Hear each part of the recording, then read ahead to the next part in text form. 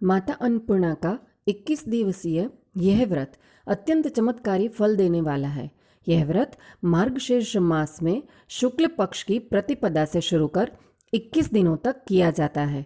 इस व्रत में अगर व्रत न कर सके तो एक समय भोजन करके भी व्रत का पालन किया जा सकता है।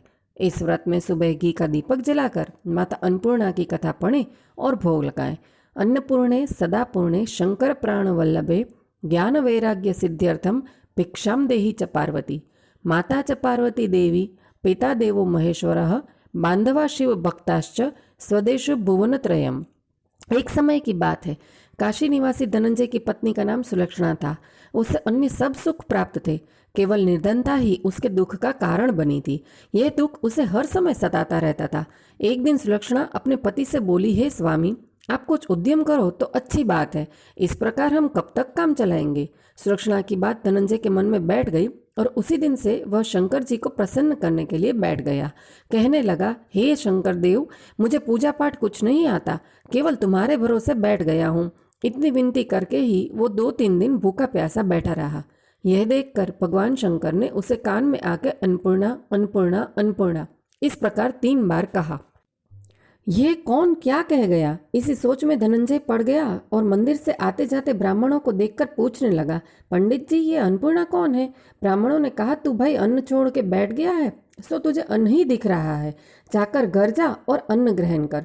धनंजय तो घर गया, अपनी स्त्री को सारी बात कही। वह बोली, नाथ, आप चिंता ना करें, स्वयं शिवजी ही इस मंत्र का आपको राज बताएंगे, वे स्वयं ही खुलासा करेंगे, आप फिर से जाकर उनकी आराधना करें।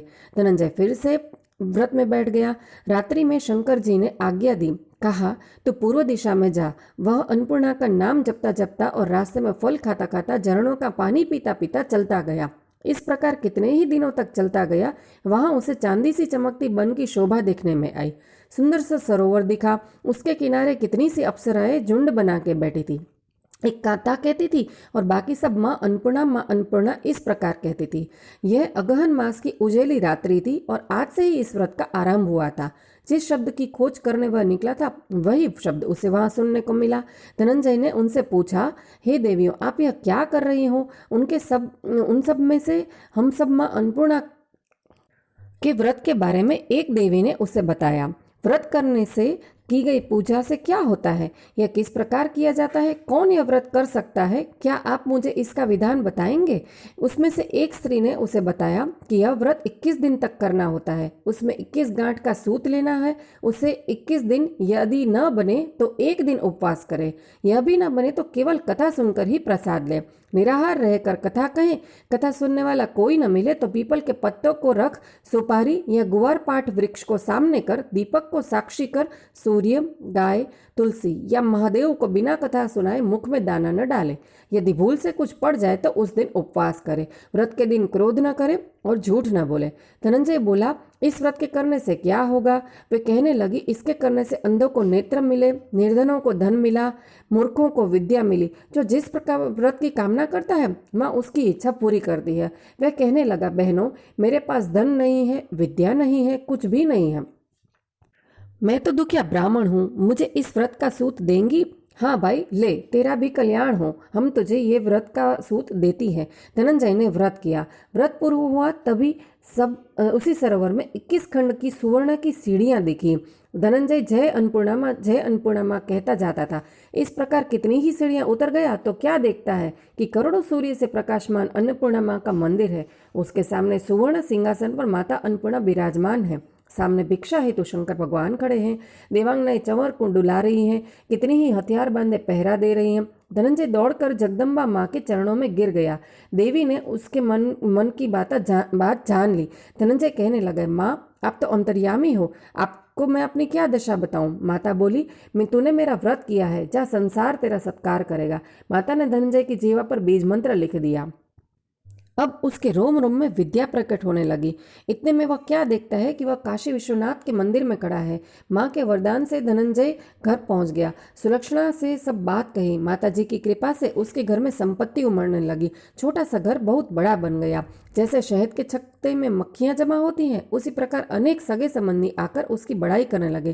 कहने लगे, इतना धन और इतना बड़ा घर, सुंदर संतान नहीं तो किस काम का। सुलक्षणा को तो संतान होगी नहीं, इसलिए तुम दूसरा विवाह करो। अनिच्छा होते हुए भी धनंजय को दूसरा विवाह करना पड़ा और सती जैसी सुलक्षणा को भी अपनी सौत का दुख उठाना पड़ा। इस प्रकार दिन बीतते गए और फिर से अगहन मास आया। नए बंधन से बंधे अपने पति से सुलक्षणा ने कहलवाया कि हम व्रत के प्रभाव से ही सुखी हैं, इस कारण यह व्रत करना छोड़ना नहीं। यह माताजी का ही प्रताप है जो हम इतने संपन्न और सुखी हैं। सुलक्षणा की बात सुन धनंजय उसके यहाँ आया और व्रत में बैठ गया। नई बहू को इस व्रत की खबर नहीं थी।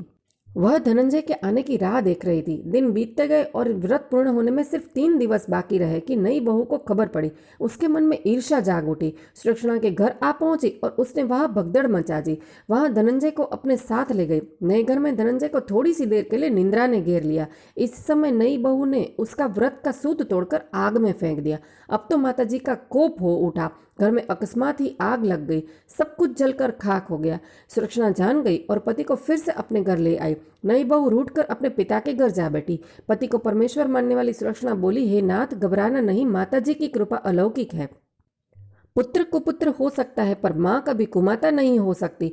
अब आप श्रद्धा रखें और भक्तों की भक्ति से आराधना शुरू करें, वे जरूर हमारा कल्याण करेंगी। धनंजय फिर से माता का पूजा करने बैठ गया। फिर वही सरोवर सीढ़ी प्रकट हुई, उसमें माँ अन्नपूर्णा कहकर वह उतर गया। वहाँ माता जी के चरणों में रुदन करने लगा। माता ने प्रसन्न हो बोला, यह मेरी सुवर्ण की मूर्ति ले जा, उसकी पूजा कर, तू फिर से सुखी हो जाएगा। जा, तुझे मेरा आशीर्वाद है।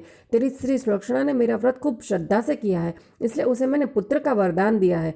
धनंजय ने आंखें खोली तो फिर से काशी विश्वनाथ के मंदिर में खड़ा पाया। वहीं से फिर उस प्रकार वो घर को आया। इधर सुलक्षणा के दिन चढ़े और 9 महीने पूरे होते ही उसने पुत्र को जन्म दिया।